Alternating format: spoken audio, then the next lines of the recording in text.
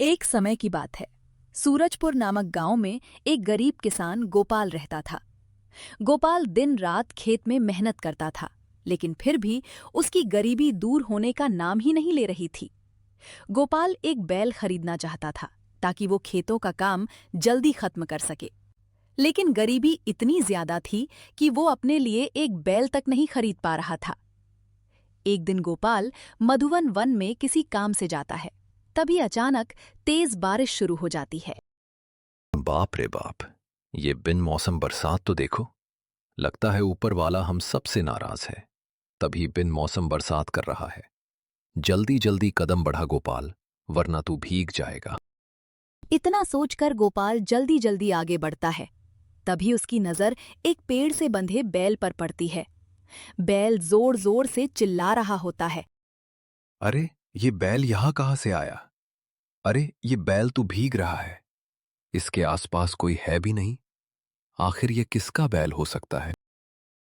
गोपाल अब आवाज लगाते हुए बैल के मालिक को ढूंढता है, लेकिन कोई भी उसे वहां दिखाई नहीं देता।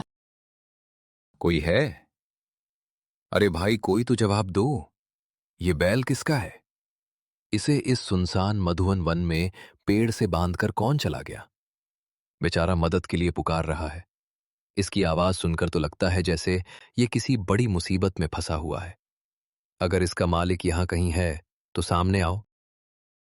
गोपाल कुछ समय तक उस बैल के मालिक को इधर उधर ढूंढता रहा, लेकिन उसे वहां कोई भी दिखाई नहीं दिया। मैंने आसपास हर जगह देख लिया, लेकिन कोई भी यहां नहीं है। इस तेज बारिश में अगर ये ज्यादा देर रहा तो बीमार पड़ जाएगा। एक काम करता हूं, इसे अपने साथ घर ले जाता हूं। गोपाल को उस बैल पर दया आ जाती है, इसलिए वो उसे अपने घर ले आता है और आंगन में बांध देता है। अब तुम आराम से मेरे घर पर रहो, क्योंकि तुम्हें एक घर की जरूरत थी और मुझे एक बैल की। मुझे अपने खेत जोतने के लिए एक बैल चाहिए था, लेकिन मेरे पास उसे खरीदने के पैसे नहीं थे। मगर देखो, ऊपर वाले ने हमें एक दूसरे से मिलवा दिया। अब से तुम मेरे साथी हो। इतना कहकर गोपाल बैल को खाना देता है। ये लो, तुम जल्दी से ये खाना खा लो। मुझे पता है तुमने कुछ नहीं खाया होगा। अच्छे से खाना खाकर सो जाओ। गोपाल उस बैल की देखभाल करके सो जाता है। अगली सुबह गोपाल अपने बैल के पास फिर जाता है और कहता है। इतनी अच्छी सुबह है, जल्दी जल्दी खाना खत्म करो, फिर हम खेत चलते हैं। वहां बहुत सारा काम है। तुम्हारी वजह से आज मेरा काम जल्दी खत्म हो जाएगा। बस तुम मेरा पूरा साथ देना, ठीक है ना? अभी गोपाल आंगन में खड़ा होकर अपने बैल से ये कह ही रहा था कि तभी दूध वाली राधा आती है और गोपाल को आवाज लगाती है। गोपाल भैया, ओ गोपाल भैया, ये लो दूध। और हाँ, कल मैं नहीं आऊंगी। कल मेरे रिश्तेदार के यहाँ शादी है। अरे, ये बैल! गोपाल भैया, तुमने ये बैल कब खरीदा? कितना सुंदर और भारी भरकम बैल है। अरे अरे, मेरे बैल को नजर मत लगा देना। मेरा बैल तो है ही लाजवाब। ऐसा बैल कहीं और नहीं मिलेगा। अरे भैया, मैं क्यों तुम्हारे बैल को नजर लगाऊंगी? मैं तो बस इसकी तारीफ कर रही थी और तुम खामखा भड़क गए। हाँ, तो भड़कूंगा नहीं। अगर मेरा बैल बीमार पड़ गया तो? तूने दूध दे दिया ना, अब जा यहां से। हाँ हाँ, जाती हूँ जाती हूँ। बैल ना हो गया, जैसे कोई खजाना हो गया है। इतना कहकर राधा गुस्से में वहां से चली जाती है। इधर गोपाल खुद से कहता है। आई बड़ी मेरे बैल को नजर लगाने वाली। मेरा बैल देखकर इन गांव वालों की आंखें निकल आई हैं। अब जब मैं इसे खेत लेकर जाऊंगा और ये वहां काम करेगा, तब लोग और ज्यादा मेरी वाहवाही करेंगे। गोपाल अब अपने बैल को खेत ले जाने के लिए निकल पड़ता है। चल चल, आज मैं तुझे अपने खेत ले जा रहा हूं। तुझे वहां अच्छा लगेगा। तू वहां काम में मेरी मदद करना। फिर वापसी में मैं तुझे हरी हरी घास खिलाऊंगा। गोपाल अब बैल को लेकर खेत पहुंचता है। तभी एक दूसरा किसान धर्मपाल उसके पास आता है और उससे कहता है। अरे गोपाल, तुझे ये बैल कहाँ से मिल गया? कल तक तो तेरे पास कोई बैल नहीं था। देखने में तो ये बहुत ही अच्छा लग रहा है। तूने इसे कहाँ से खरीदा? मैंने इसे खरीदा नहीं है। बस इतना समझ लो कि ऊपर वाले ने मुझे ये बैल तोहफे में दिया है, वरना मेरे पास इतने पैसे कहाँ कि एक बैल खरीद सकूं। गोपाल धर्मपाल को अब सारी बात बताता है। अच्छा अच्छा, तो ये बात है। तेरी किस्मत भी बहुत अच्छी है। तूने जो चाहा ऊपर वाले ने तुझे दे दिया। इसकी सेहत देखकर लगता है कि ये तेरा काम मिनटों में खत्म कर देगा। अब तू अच्छे से खेती कर। मैं भी अपने खेतों में जाता हूँ। इतना कहकर धर्मपाल वहां से चला जाता है। तभी गोपाल खुद से बड़बड़ाते हुए कहता है, हर कोई मेरे बैल की सेहत ही देख रहा है। हे ऊपर वाले, मेरे बैल को बुरी नजर से बचाना। अब गोपाल अपने बैल से कहता है, चलो मेरे दोस्त, काम पर लग जाओ और ये पूरा खेत जोत डालो। अरे, तुम एक जगह पर क्यों खड़े हो? चलो आगे बढ़ो। अरे, ये तो आगे ही नहीं बढ़ रहा है। फिर ये पूरा खेत कैसे जोतेगा? आगे बढ़ो ना। तुम आगे क्यों नहीं बढ़ते? गोपाल के बार बार ऐसा कहने पर बैल को गुस्सा आ जाता है और वो गांव वालों के खेतों में घुसकर फसलें खराब करने लगता है। आखिर में बैल हरिराम के खेत में घुस जाता है। तभी वहां हरिराम भी पहुंच जाता है। अपनी फसल में बैल को देखकर हरिराम गुस्से में कहता है, अरे, हमारे खेतों में तो बैल घुस आया है। ये हमारी फसलें बर्बाद कर रहा है। इसे यहां से जल्दी निकालना होगा। तब तक वहां किसान धर्मपाल भी आ जाता है और कहता है, अरे गोपाल, तेरा बैल हमारे खेतों में घुस आया है। इसे रोक, वरना ये हमारी सारी फसल बर्बाद कर देगा। अरे नहीं, रुक जा मेरे दोस्त। ये तू क्या कर रहा है?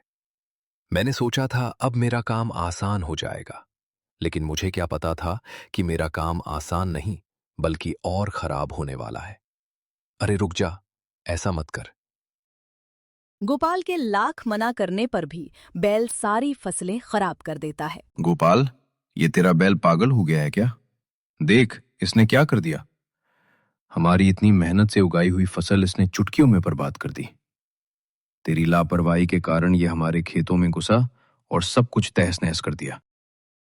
मुझे नहीं पता था कि ये सब कुछ बर्बाद कर देगा, वरना मैं इसे कभी यहां न लाता। मैं तो इसे खेत जोतने के लिए यहां लाया था। तुम सब मुझे माफ कर दो। हमारा बहुत बड़ा नुकसान हो गया है गोपाल। अब इस नुकसान की भरपाई तू करेगा। मैं तो एक गरीब किसान हूं। मैं इतने सारे नुकसान की भरपाई कहां से करूंगा? मुझ पर दया करो। हम कुछ नहीं जानते। तू हमारा नुकसान नहीं भरेगा तो कौन भरेगा? आखिर बैल तो तेरा ही है ना। अगर तू ये जंगली बैल अपने साथ न लाता तो हमारा इतना नुकसान भी नहीं होता। कुछ देर सोचने के बाद गांव के किसान कहते हैं, ठीक है, हम तुझे 2 महीनों की मोहलत देते हैं।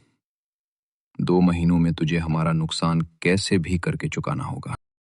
इतना कहकर सभी किसान वहां से चले जाते हैं। अब गोपाल परेशान हो जाता है और सोचता है, मैंने हाँ तो कह दी है, लेकिन मैं इन सब की भरपाई कैसे और कहां से करूंगा?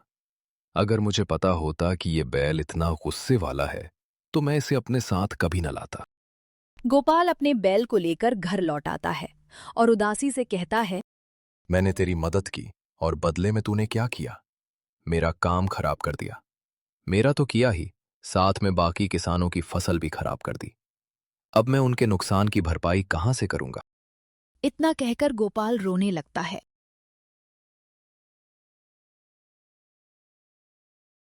अगले दिन वो बैल से कहता है, आज मैं तुझे अपने साथ खेत नहीं ले जाऊंगा। तू घर पर ही रह। मैं आज के बाद तुझसे कोई काम नहीं लूंगा। तुझे मेरा हाथ बटाना पसंद नहीं है ना? तो ठीक है। ये कहकर गोपाल बैल को खाना देता है और अकेले ही खेत की ओर निकल पड़ता है।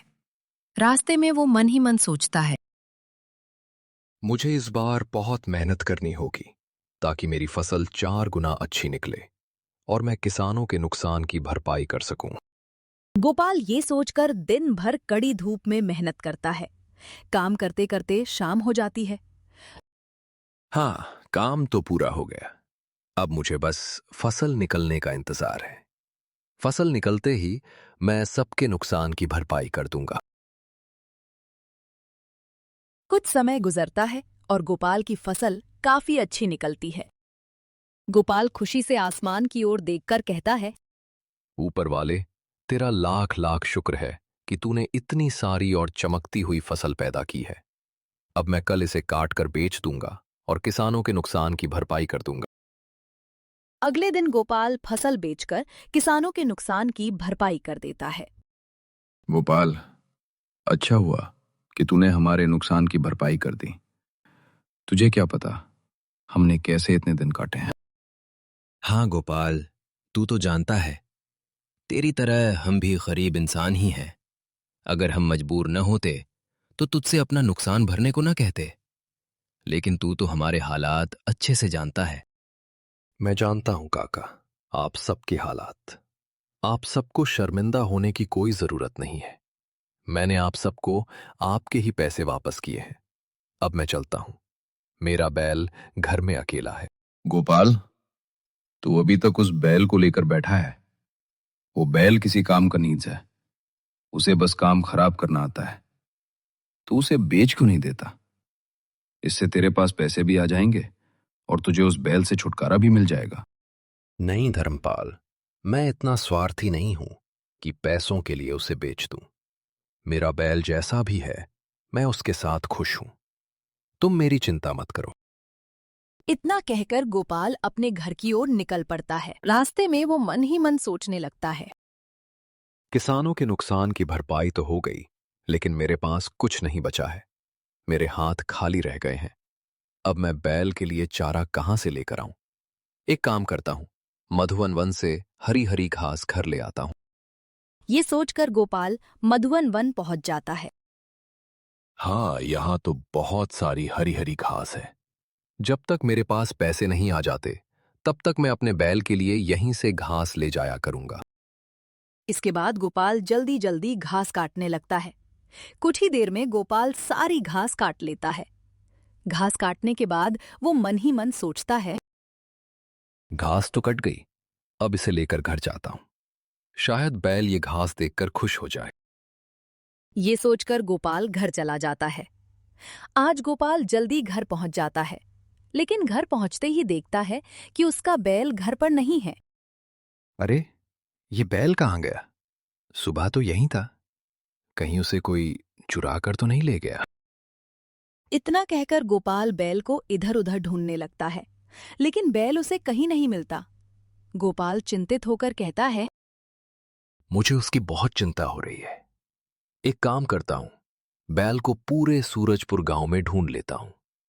क्या पता वो यहीं आसपास हो। गोपाल अब पूरे सूरजपुर गांव में बैल को फिर से ढूंढता है, लेकिन इस बार भी उसे बैल कहीं नहीं मिलता।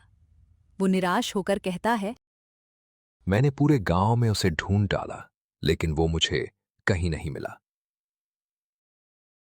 थक हार कर गोपाल शाम को घर वापस आता है तो देखता है कि बैल घर पर ही खड़ा है। अरे, तू कहाँ चला गया था? मैंने तुझे पूरे गांव में ढूंढा पर तू कहीं भी नहीं मिला। आखिर तू गया कहाँ था? तू ठीक तो है ना? बैल गोपाल की बातों का कोई जवाब नहीं देता। वो बिल्कुल चुपचाप खड़ा रहता है। एक तो तेरी ये अकड़ नहीं जाती। मैं तेरी कितनी भी चिंता कर लूं, तुझे कोई फर्क नहीं पड़ता। चल, कोई बात नहीं। ये ले, खाना खा ले। मैं चला सोने। इसके बाद गोपाल बैल को खाना देकर सोने चला जाता है। अगली सुबह वो बैल से कहता है। मैं काम पर जा रहा हूं, तू खाना खा लेना। और हाँ, कल की तरह कहीं मत जाना, समझा? मैं जल्दी वापस आ जाऊंगा। इतना कहकर गोपाल खेत की ओर निकल जाता है। आज तो कितनी तेज धूप है। इस धूप में काम करना काफी मुश्किल होगा, लेकिन क्या करूं, काम तो करना ही पड़ेगा। खेत में काम करके गोपाल आज फिर जल्दी घर लौट आता है, लेकिन देखता है कि बैल आज फिर गायब है। अरे, आज फिर बैल घर पर नहीं है। मेरी गैर मौजूदगी में आखिर ये बैल जाता कहाँ है? इस तरह रोजाना बैल गायब हो जाता और फिर कुछ समय बाद खुद ही वापस आ जाता। इसी तरह कुछ दिन बीत जाते हैं। एक दिन गोपाल खुद से कहता है। मुझे पता लगाना होगा कि ये बैल आखिर रोज रोज जाता कहाँ है और वापस भी आ जाता है। हो न हो दाल में जरूर कुछ काला है। अगले दिन गोपाल छिपकर बैल का पीछा करने का फैसला करता है। वो मन ही मन कहता है, आज देखता हूं कि ये कहां जाता है। आज मैं सच का पता लगाकर ही रहूंगा। मुझे बहुत ही सावधानी से इसका पीछा करना होगा ताकि इसे पता न चले। बैल का पीछा करते करते गोपाल मधुवन वन जा पहुंचता है। अरे, ये तो वही जगह है जहां मुझे ये बैल मिला था। मुझे छिपकर देखना चाहिए कि ये यहां क्यों आया है। अब बैल एक बड़े पेड़ के पास जाता है और उससे बातें करने लगता है। मुझे आखिर कब तक इस रूप में रहना पड़ेगा? क्या मेरी आजादी संभव नहीं है? क्या मेरा सारा जीवन एक बैल बनकर ही गुजरेगा? तभी पेड़ से आवाज आती है, जब तक तुम्हारा स्वभाव दूसरों के प्रति ठीक नहीं होगा, तब तक तुम्हारा अपने असली रूप में आना संभव नहीं है। ये सुनते ही बैल को गुस्सा आ जाता है और वो जोर जोर से चिल्लाने लगता है। नहीं, मुझे अपने असली रूप में आना है। अगर तुमने ऐसा नहीं किया तो मैं तुम्हें नुकसान पहुंचाऊंगा। मुझे ठीक करो, मुझे ठीक करो। गुस्से में बैल अपनी सींगों से पेड़ पर बार बार वार करने लगता है। काफी देर तक कोशिश करने के बाद वह थक जाता है और वहां से वापस लौट पड़ता है। मेरा तो सर ही घूम गया है। एक पेड़ और बैल बोल कैसे सकते हैं?